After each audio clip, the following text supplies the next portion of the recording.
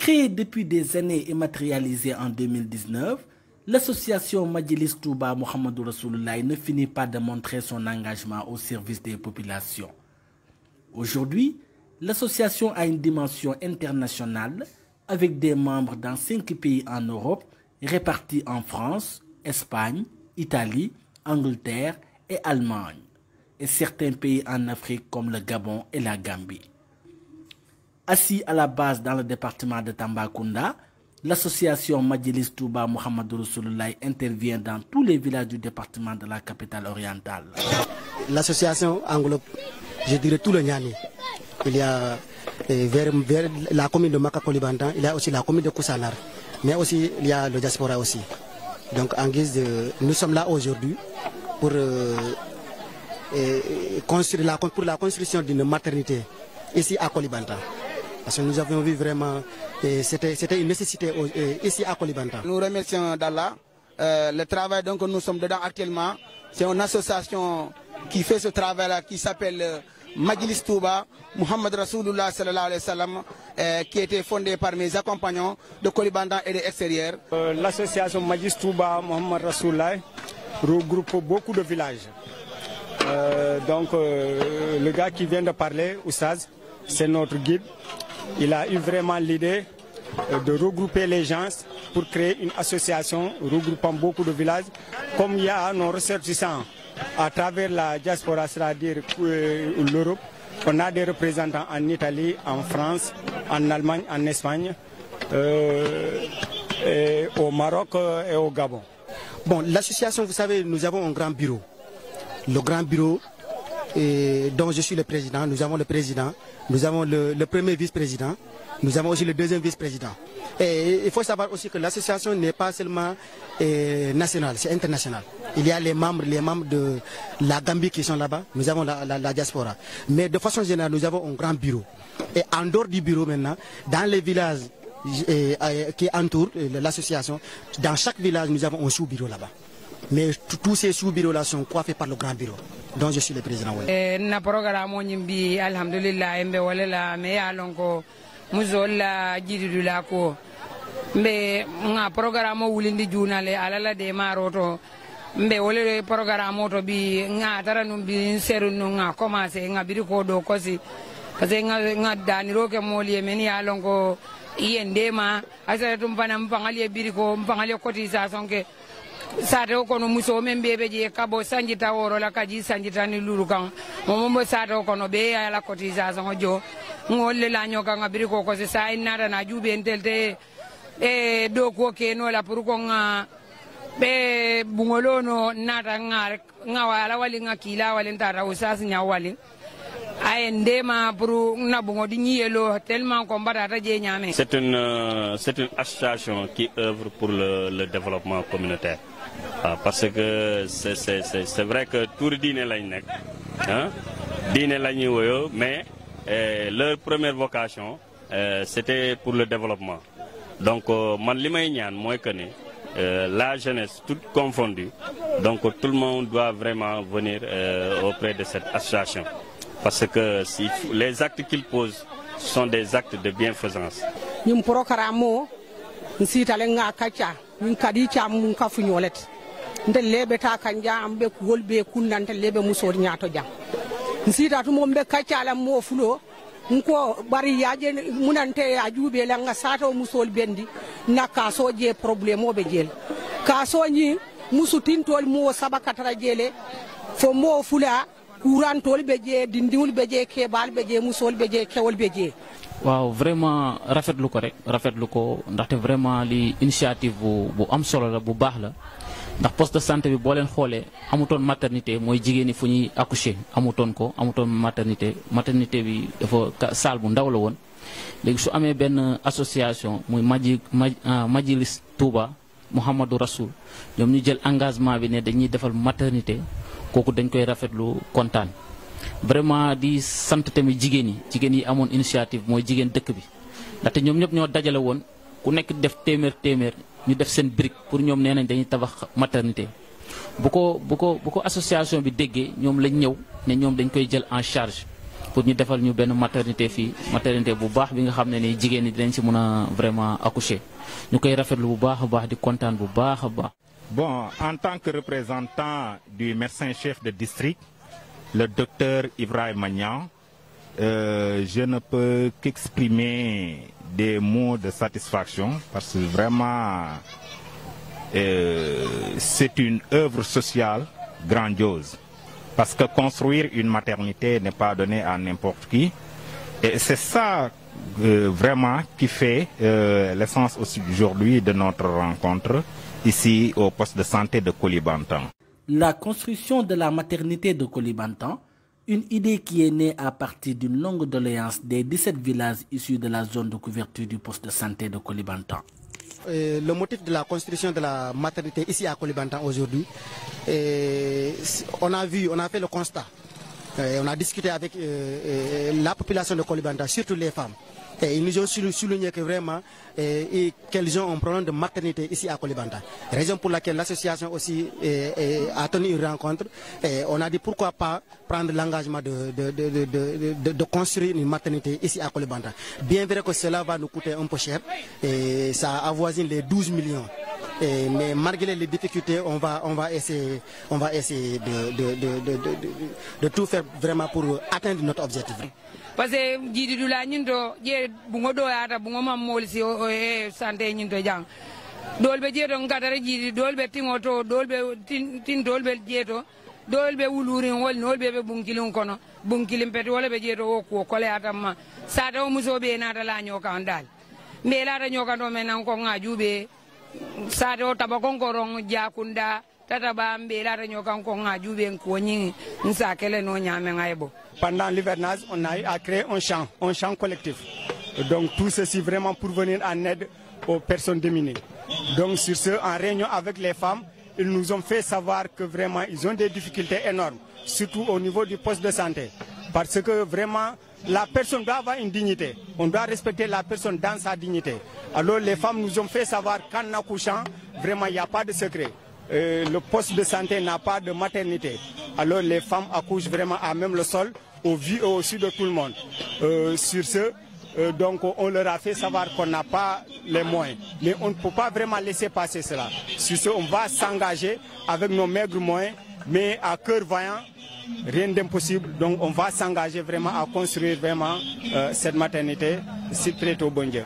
Birin sanji ta woroli fo sanji ta luloli fo sanji muandi luloli fo sanji ta nanoli mbele sita banta bato nga mori kilije sata o muso bele nat ke manke jede ba muso keta jele muso ye dan kumale nga kacha tuma menna nga bendi nko ali nga kotise si jube musu wo musu dala sikeme ke ba o dindi wo mo be kemo lan nditumo ko do siata nata singa su chengol safe wotoritel melbe sato ko nani masongoli kata commerçongol la mo bulobe do ko kono nga suchengo samba mariye nga suchengo samba tuma menna ala nata nde mandata suchengo kanin tuma menna ko do siata tuma menna ndin do ko toro kachata wala mujindoti binna kachata nga kumol na ko la nyoda la han kayto la kayela e be dinna sako sol dinna kabi ko dinna akonya nga programme o de da nga bureau de da kadi chamule ketat president tinte may touré ba no matreserier nga bureau de da tuma men nam pareta nga ko dol kafunyo nga biriko kosi. Vraiment on a eu une difficulté aux côtés de nos mamans et nos sœurs qui nous avaient annoncé qu'elles voulaient construire une maternité 2 ans, mais elles n'ont pas de moyens.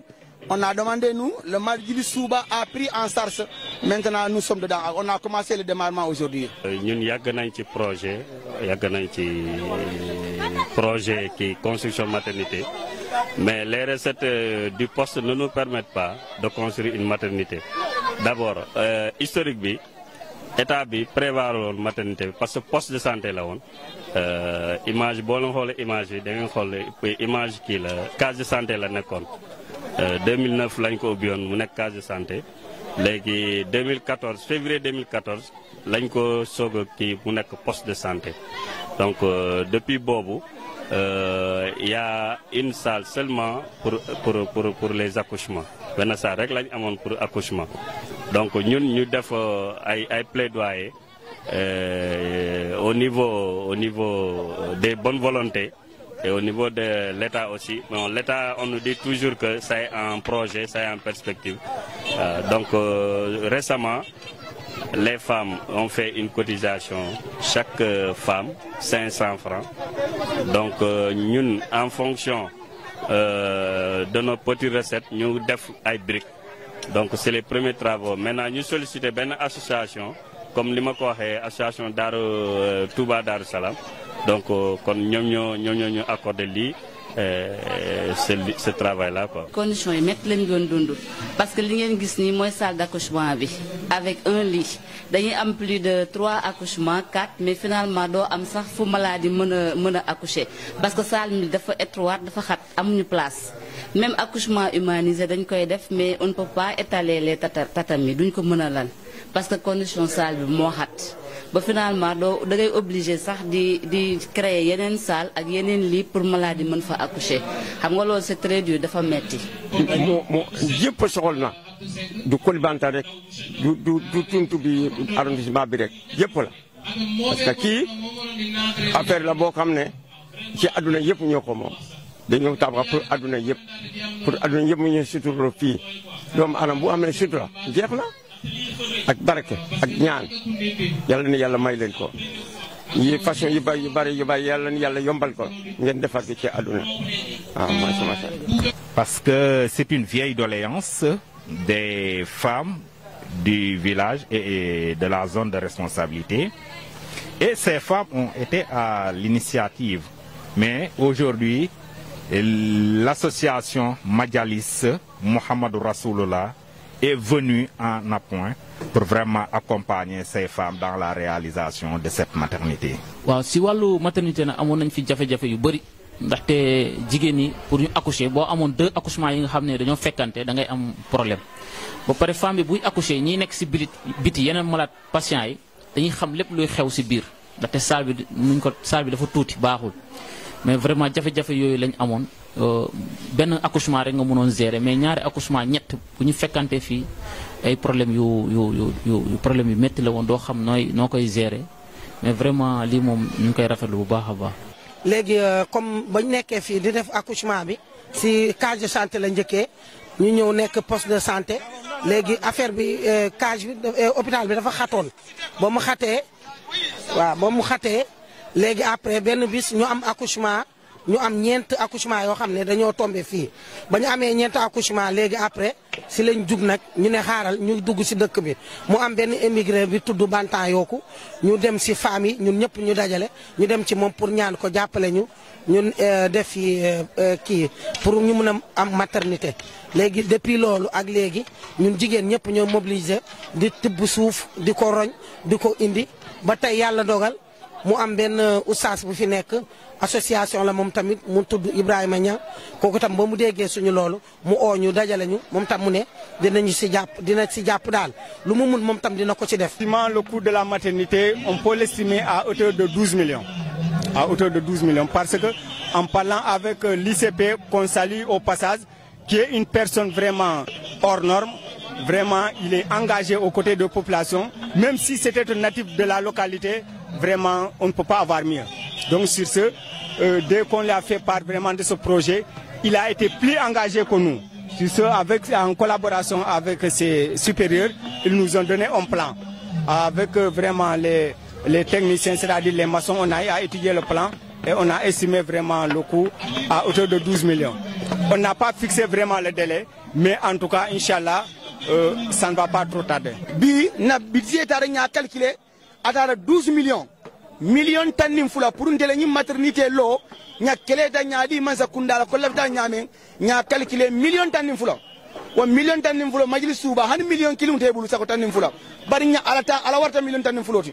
Oto dum kumo kana jamfa mbalo lam fanle mbalo lam musoliye mbalo ndi musoliye adin do ma musoliye anin din dingoli pour ici suturo soto.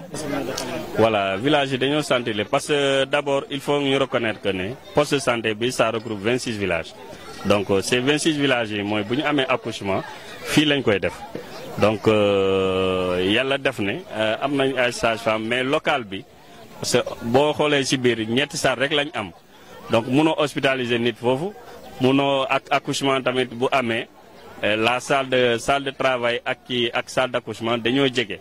te parfois aussi benn nga gis jigéen bu nekk ci travail et elle est hospitalisée en même temps avec une femme à côté donc conditions yooyu noonu c'était pas adéquat donc pour mu kii. Ouais, comme vous venez de le souligner, le poste de santé ne disposait pas de maternité.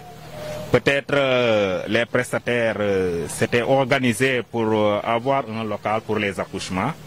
Parce qu'il faut comprendre que le poste de santé de Koulibantang est une case de santé érigée en poste. Donc les locaux ne répondaient pas aux normes et il n'y avait pas de maternité. Et c'était une vieille doléance des femmes et de tous les usagers du poste de santé.